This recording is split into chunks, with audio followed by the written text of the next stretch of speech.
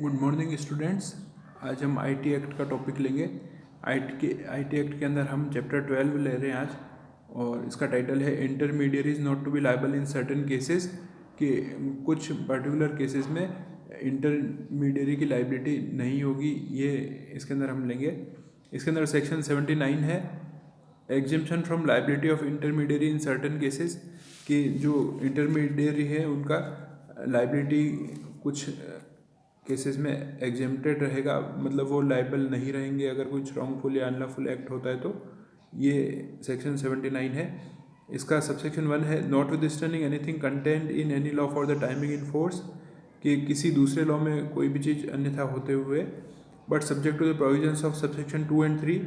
लेकिन इस सेक्शन के सबसेक्शन 2 और 3 को ध्यान में रखते हुए, N intermediary shall not be liable for any third party information. कि कोई इंटरमीडियरी है वो थर्ड पार्टी इन्फॉर्मेशन के लिए लायबल नहीं होगी, या data or communication link made available और होस्टेड बाय हिम, या कोई डेटा या कम्युनिकेशन लिंक अगर थर्ड पार्टी द्वारा अगर अवेलेबल करवाया जाता है या होस्ट किया जाता है, तो उस केसेस में इंटरमीडियरी की लाइबिलिटी नहीं होगी। नेक्स्ट सेकंड सबसेक्शन है इसका, the provisions of subsection 1 shall apply if. कि जो सबसेक्शन 1 है वो तब अप्लाई होगा जब इसके अंदर की कंडीशंस फुलफिल होगी। ए है, the function of the intermediary is limited to providing access to a communication system. कि जो इंटरमीडियरी की जो काम है वो खाली लिमिटेड है, और उस काम का लिमिटेशन ये है कि एक्सेस प्रोवाइड कराना कम्युनिकेशन सिस्टम के ऊपर, over which information made available by third parties transmitted और टेम्परेली स्टोर्ड और होस्टेड। और उस कम्युनिकेशन सिस्टम पे कोई इंफॉर्मेशन थर्ड पार्टी ट्रांसमिट करती है या टेम्परेली स्टोर करती है या होस्ट करती है उस केस में। और B, the intermediary does not initiate the transmission. कि जो इंटरमीडियरी है उसने ट्रांसमिशन को स्टार्ट नहीं किया है। सेकंड है, select the receiver of the transmission. और इंटरमीडियरी ये तय नहीं करता है कि ये ट्रांसमिशन कौन प्राप्त करेगा। एंड थर्ड है, सेलेक्ट और modify the information content in the transmission. और न ही उस इंफॉर्मेशन को वो सेलेक्ट करता है या मॉडिफाई करता है। ये सब कंडीशन फुलफिल होना जरूरी है। नेक्स्ट सी है, the intermediary observes due diligence while discharging his duties under this act. कि जो इंटरमीडियरी है वो ड्यू डिलिजेंस के साथ में काम करता है जब इस एक्ट के तहत वो ड्यूटी अपनी निभा रहा है, तो उसमें उसको ड्यू डिलिजेंस का भी ध्यान रखना होगा। And also observes such other guidelines as the central government may prescribe in this behalf. और दूसरी वो गाइडलाइन जो सेंट्रल गवर्नमेंट द्वारा प्रेस्क्राइब की जाती है वो भी उसको ऑब्जर्व करनी होगी। ये सेकंड सबसेक्शन था। नेक्स्ट थर्ड सबसेक्शन है, the provisions of subsection 1 shall not apply if. कि जो सबसेक्शन 1 में जो बातें कही है कि इंटरमीडियरी लायबल नहीं होगा, वो इन पर्टिकुलर कंडीशन में अप्लाई नहीं होगा। ये कंडीशंस है, ए है, द इंटरमीडियरी हैज़ कंस्पायर्ड और एबेटेड और एडेड और इंड्यूस्ड।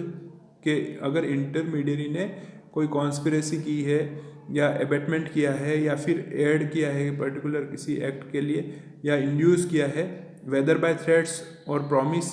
तो चाहे वो थ्रेट्स के द्वारा या प्रॉमिस के द्वारा, और otherwise in the commission of the unlawful act, या किसी और तरीके से अगर अनलॉफुल एक्ट करने में उसने किसी भी तरह से उसका रोल है इनमें से किसी भी तरीके से, तो वो जिम्मेदारी हो सकती है। तब ये जो एक्सेप्शन है कि इंटरमीडियरी लायबल नहीं होगा, वो अप्लाई नहीं होगा। सेकंड इसमें है B, upon receiving actual knowledge. कि जब उसको एक्चुअल नॉलेज हो जाता है किसी बात का, और on being notified by the appropriate government, या एप्रोप्रिएट गवर्नमेंट द्वारा अगर कोई चीज़ नोटिफाई कर दी जाती है, और इट्स एजेंसी या उसकी एजेंसी के द्वारा, that any information data or communication link. के कोई इन्फॉर्मेशन डेटा या communication link residing in or connected to a computer resource, जो कंप्यूटर में है ऑलरेडी या कनेक्टेड है कंप्यूटर रिसोर्स में या कम्युनिकेशन लिंक में अगर वो है, control by the intermediaries being used to commit unlawful act. और जो इंटरमीडियरी का उस पर कंट्रोल है और उसका उपयोग किसी अनलॉफुल एक्ट को करने में किया जा रहा है। और the intermediary fails to expeditiously remove और डिसेबल एक्सेस। और अगर इंटरमीडियरी उसको जल्दी से उसको हटाने में या डिसेबल एक्सेस को डिसेबल करने में to that material on that resource without vitiating the evidence in any manner, और वो उसको रिमूव करना या डिसेबल करने में वो अनेबल रहता है, और उसको इस केस में एविडेंस को भी प्रोटेक्ट करके रखना है ताकि बाद में अगर कोई डिस्प्यूट आए तो उससे पता लगाया जा सके कि वास्तव में कौन इन्वॉल्व था या अनलॉफुल एक्टिविटी थी या नहीं थी। तो अगर ये कंडीशन अगर वो फुलफिल नहीं कर पाता है तो भी ये एक्सेप्शन अप्लाई नहीं होगा। एक्सप्लेनेशन दे रखा है for the purposes of this section, कि इस सेक्शन के लिए the expression third party information, third party information का मतलब क्या होगा ये दे रखा है, means an information dealt with by an intermediary in his capacity as an intermediary, कि थर्ड पार्टी इन्फॉर्मेशन का मतलब ये होगा कि कोई भी इन्फॉर्मेशन जो इंटरमीडियरी द्वारा डील की जाती है उसकी इंटरमीडियरी की कैपेसिटी में, तो ये थर्ड पार्टी इन्फॉर्मेशन कहलाएगी।